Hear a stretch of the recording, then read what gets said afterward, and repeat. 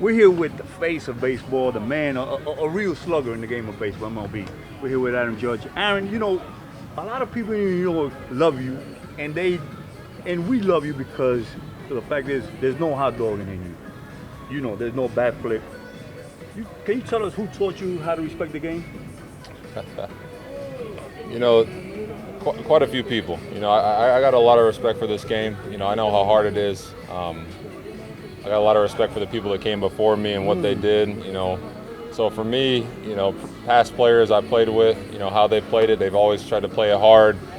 My parents always talked to me about respecting not only the game but respecting your opponent. Because that's how I've always felt. It's like, if I just hit a home run in a big situation and gave my team the lead, that's all the excitement and joy I need. I don't need to bat flip, look at the pitcher, point at him, show him up, because this is a hard game. I know what he's trying to do out there. He's trying to work his butt off to execute a pitch, just like I'm trying to execute my swing, and it's just about just having that respect for your opponent. Is kind of why I don't do it. You can't imagine the love we have for that, because you really do, show what a true Yankee is, not showing everybody up, going out there, doing your job and getting it done. I mean, that's what you do. I mean, there's people out there, every time you go up to bat, we all know what your intentions are.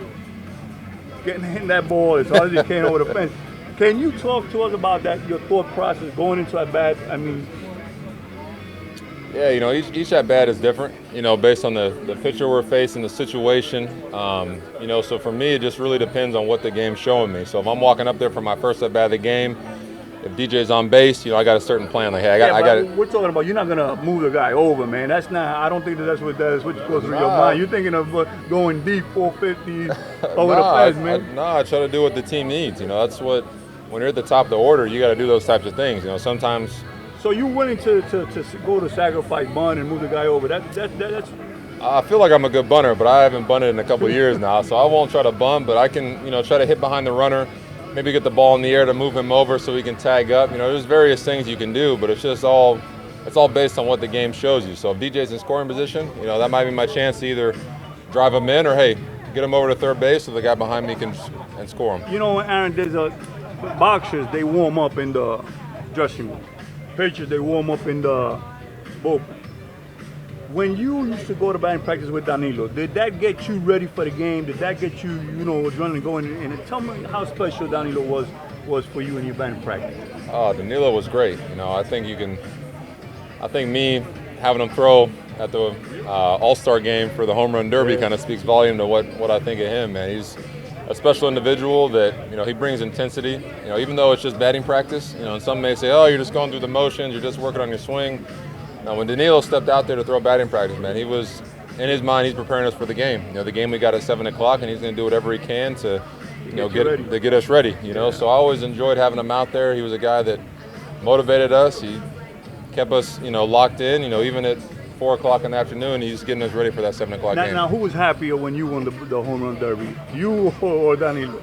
I think it was Danilo, man. He jumped right in my arms, and it was a special moment we shared because. There was a lot of swings, a lot of hard work, and we faced a lot of good hitters. And to put it in there for you so consistent, man, that takes work, man. And that's what I kind of said in the interviews. I said, hey, this wasn't me. This was Danilo hitting my barrel. I was just trying to swing, and he did a great job putting it in the zone for me. We have such a great connection, so it was a pretty fun moment. That's why at the end I wanted him to be holding the trophy with me, for the picture. That was pretty special. We love that scene. Now, I saw you at 809 restaurant when they had induction for Vladimir Guerrero, and you told me that was your favorite player. Was Vladimir Guerrero your player? Yeah, he was special.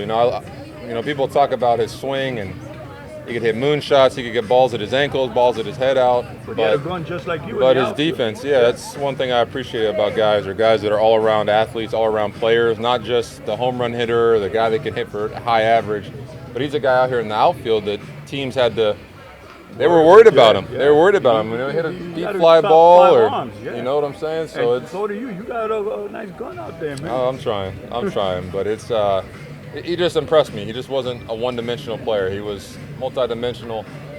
He had fun playing the game. He was one of the most elite players, in the game. He could run also. Exactly. So that was just he was somebody that I always looked forward to watching on TV. You know, we used to compare you with Dave Winfield because you come from California and Winfield being also your height and all play center field and stuff like that. So we always used to say, you know what, that's Winfield right there.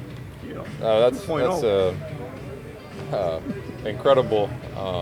Comparison. Right? Yeah, comparison right there. That's quite an honor to be, mentioned in the same, sentence as Dave Winfield. Hall of Famer, and what he did here with the Yankees and Padres and everybody. It's pretty impressive, man. I've never been drafted in more than one sport, man. He got drafted in 3 sports, which is pretty impressive. So, I've gotten a chance to talk with Dave and get to know him and his family a little bit, and his life. And it's.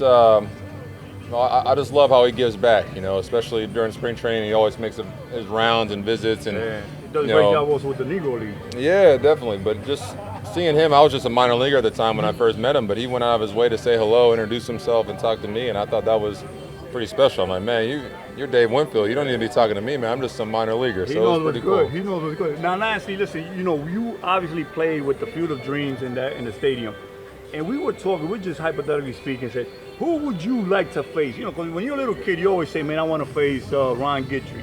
I wanted to face Dwight Gooden. Who would you want to face? If I tell you, said, you know what, Aaron, I'm going to let you have one at bat with anybody, who would you pick? And I'll tell you who I had for you.